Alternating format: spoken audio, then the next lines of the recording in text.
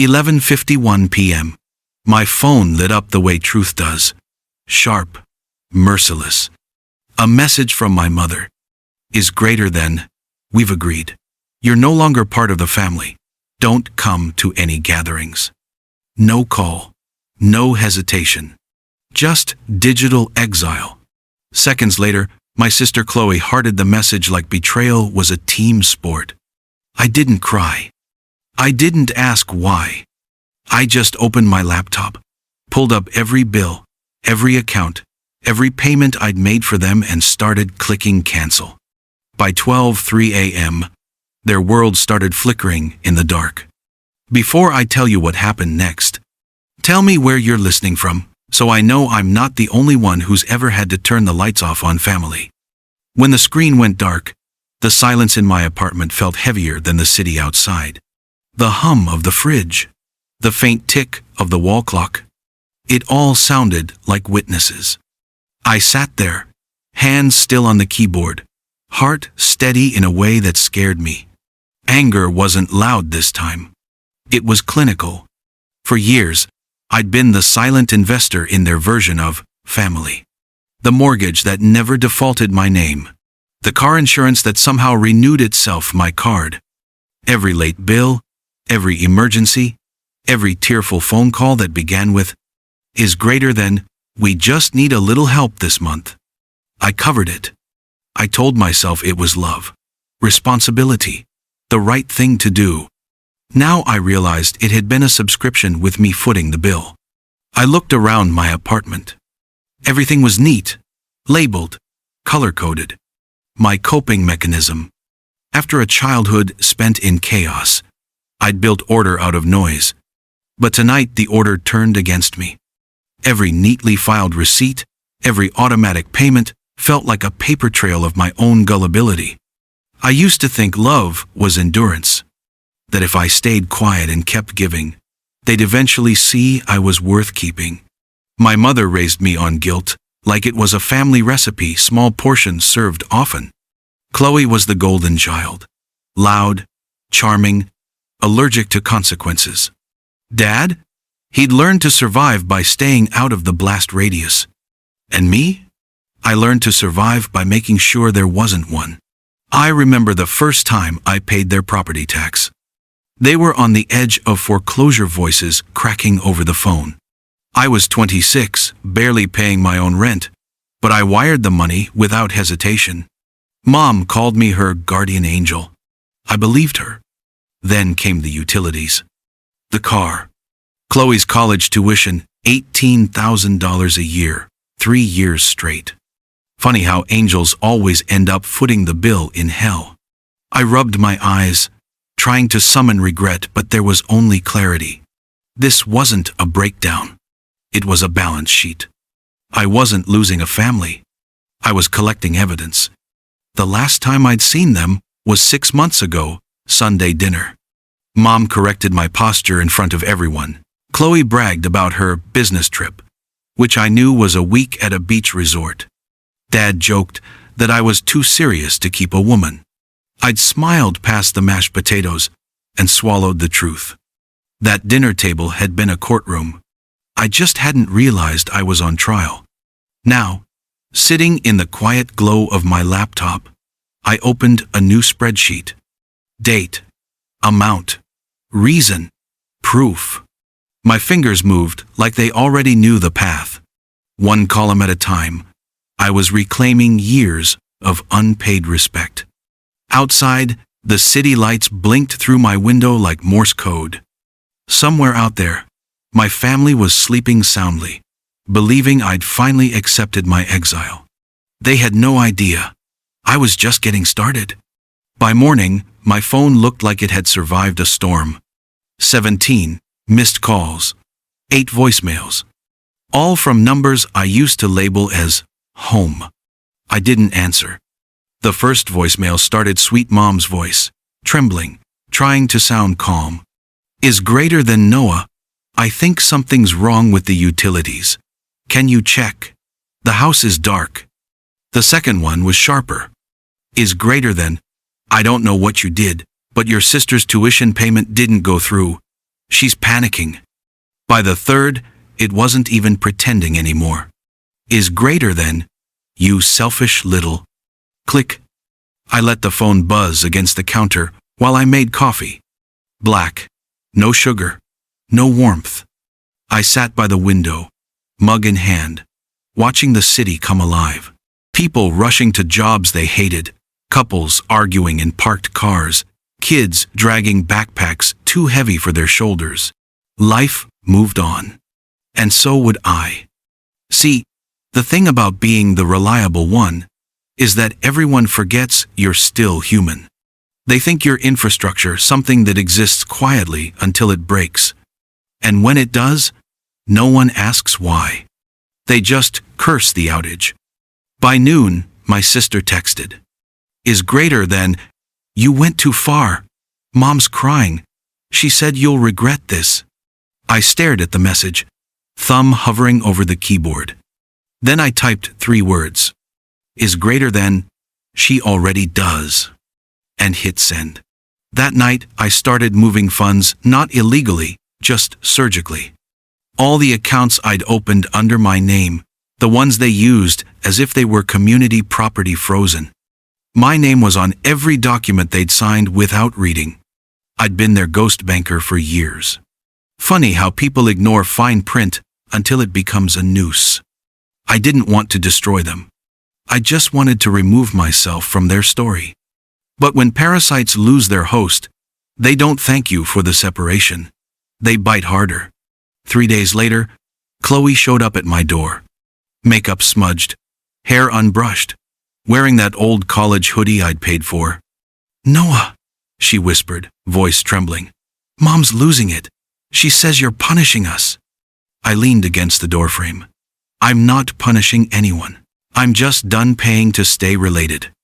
Her eyes widened. She didn't know whether to cry or scream. She's sick, Noah. She hasn't eaten in 2 days. I nodded slowly. She wasn't too sick to send that message though, was she? Chloe's lip quivered. You know, she didn't mean it. I stepped aside just enough for the truth to slip through. Maybe not. But she meant everything she made me feel for the last 10 years. The silence between us stretched so thin, I could hear her heartbeat. Then, for the first time, I saw her not the spoiled sister, not the golden child, just a scared kid who'd been trained to believe love was debt. She turned to leave, but stopped halfway down the hall. Her voice was small. She said you'd never really leave us. I smiled faintly. She was half right. The door closed softly.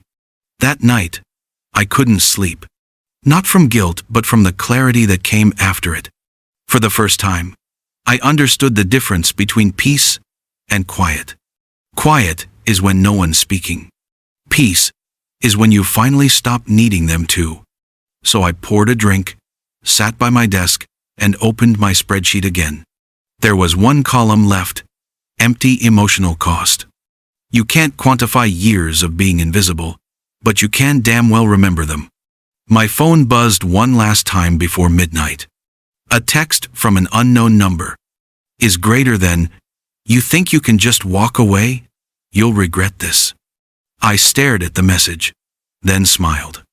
Because that's when I realized the people who say you'll regret this are always the ones who already do. The next morning, I went back to work like nothing happened. Same desk, same coffee mug, same polite nods from people who'd never asked a single real question about my life. But something was different. I wasn't waiting for anyone's approval anymore. By noon, I got an email from Marcus, my lawyer, and the only friend who hadn't taken a piece of me. Subject line: You ready? We'd been preparing for months quietly, carefully. While they were draining me emotionally, I was documenting everything. Every transaction, every text, every signature where my mother had borrowed money she never paid back. The plan wasn't to destroy her. It was to force her to see me. That evening, I filed a claim for reimbursement, all legal, all traceable. Utilities, car payments, tuition. Every cent I'd spent under emotional obligation became a number in a formal complaint. I hit submit and sat back in my chair. For the first time in my life, I wasn't reacting. I was deciding. The silence after that click was deafening, like the sound before thunder. 2 days later, Marcus called. They got served. I didn't ask what they said. I didn't need to. The universe doesn't always deliver justice. Sometimes, you have to invoice it. That night, my phone lit up again. Mom. I stared at the name glowing on the screen, the same name that used to mean comfort, now just a headline of manipulation. I let it ring. But the voicemail came anyway. Is greater than Noah, this isn't you. You're not cruel. You're not heartless. Please, don't do this to us. To us. She still couldn't say me. The next few weeks blurred together. Every family member I'd ever helped suddenly remembered I existed, only now I wasn't a lifeline. I was a threat. Chloe called once more. Is greater than, they're talking about you at church, Noah. They say you've changed. I almost laughed. Of course I've changed, I said. That's what happens when you stop pretending broken things don't hurt. Then one night, I found myself scrolling through old photos, family dinners, birthdays, Christmas mornings. I zoomed in on my younger self in each picture. The one holding the camera. The one standing behind everyone else. The one no one ever looked at directly. That version of me, the quiet one, was gone. I stood up, grabbed the last photo off my shelf, and slipped it into a drawer. Not out of anger, out of closure. Because some people don't deserve to be remembered in high definition. The following week, Marcus called again. They want to settle privately. Your mom's offering to pay back part of the money. I smiled.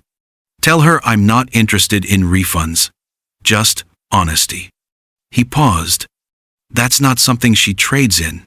Then I guess she can keep the debt. I hung up and sat in silence again, but this time it wasn't empty. It was mine.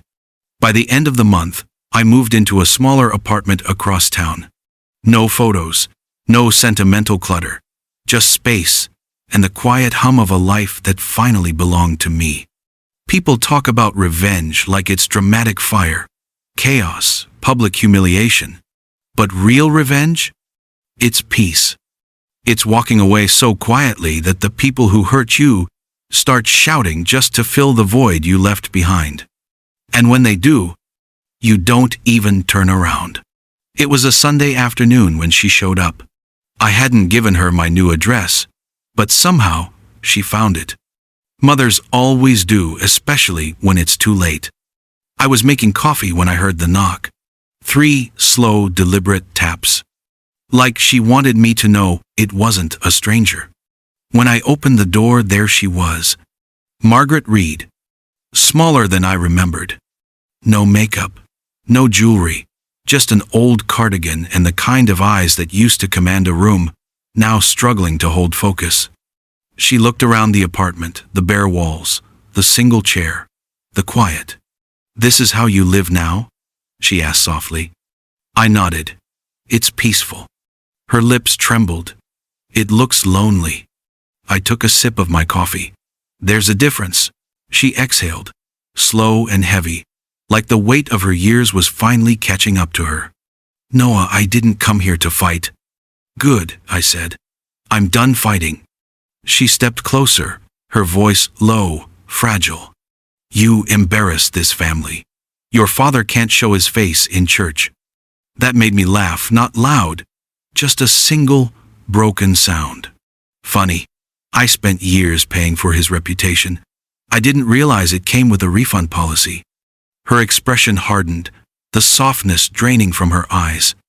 Is that what this is about? Money? No, I said. It's about memory. She frowned. Memory? I set my cup down. You remember everything you did for us, Mom, but you forget everything you did to me. Her voice cracked. I was doing my best. I shook my head slowly. No, you were doing your favorite, and I just happened to fit into the parts that made you look good. Silence. The kind that makes you hear every heartbeat, every ghost of words unsaid. She turned toward the window, eyes glassy. Do you know how hard it was for me, Noah? Raising 2 kids while your father traveled? I needed help. I was your help, I said quietly. Not your son. Her face fell, like the truth had finally landed where denial used to live. Then, barely above a whisper, I didn't mean to hurt you. I nodded. I know. And that was the saddest part. Because sometimes the people who break you don't do it out of hate, they do it out of habit. She looked down, fingers trembling, clutching her purse strap like it was the last thing holding her together. What do you want from me? Nothing, I said simply. That's the whole point. For a second, she didn't move. Then she nodded just once. And in that small, wordless gesture, I saw something I'd never seen before. Not love. Not regret. Just recognition. She turned to leave, but paused at the door. I don't know how to fix this. You can't, I said, but you can stop pretending it wasn't broken. The door closed behind her. I stood there for a long time, staring at the space she left behind. A quiet so sharp it almost hummed. That night, I didn't feel anger or victory. Just an unfamiliar calm, like standing in the ashes after a fire you didn't start, but finally stopped feeding. And in that stillness, I realized something. Sometimes, peace doesn't come from forgiveness. It comes from finally believing yourself after years of being told you were overreacting. That's when I knew. I hadn't lost my family. I'd just stopped auditioning for them. Weeks passed after that day. No calls, no texts, no sudden knocks at the door. Just silence. Real silence, the kind that didn't ache anymore. I started waking up without that familiar heaviness in my chest. No guilt, no expectation. Just air. Sometimes I'd catch myself waiting for my phone to buzz, the old instinct, the one that used to make me flinch every time it lit up. But it stayed still, and for the first time, that was a good thing. I went back to the little things I'd abandoned years ago, reading in the morning light, cooking for one, listening to the kind of music no one else in my family ever liked. I realized how much of myself I had edited out just to keep them comfortable.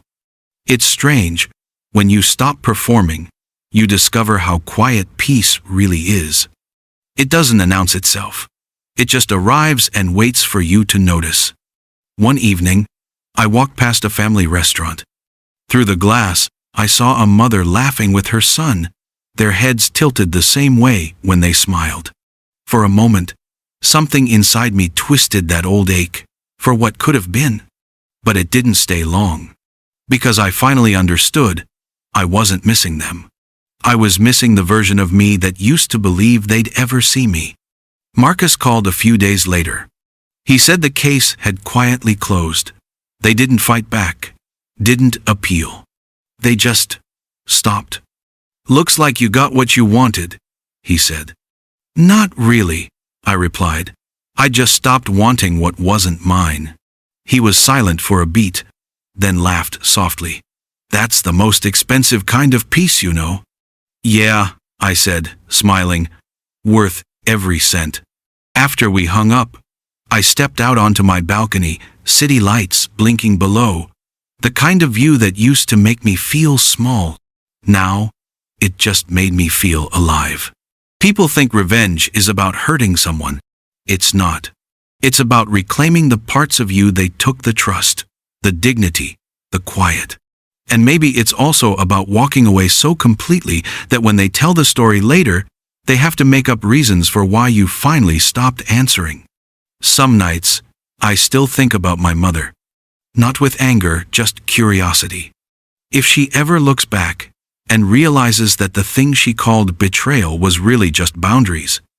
And if she does, I hope she forgives herself. Because I already did, not for her, but for me. Forgiveness isn't a gift you hand over. It's the lock you pick when you're ready to leave. So I left. Not in fury. not in grief, but in freedom. Now, when I pass a mirror, I see someone I haven't seen in years. Not the provider, not the scapegoat, not the fixer. Just Noah Reed. And that's the quietest, most satisfying revenge of all. Is greater than.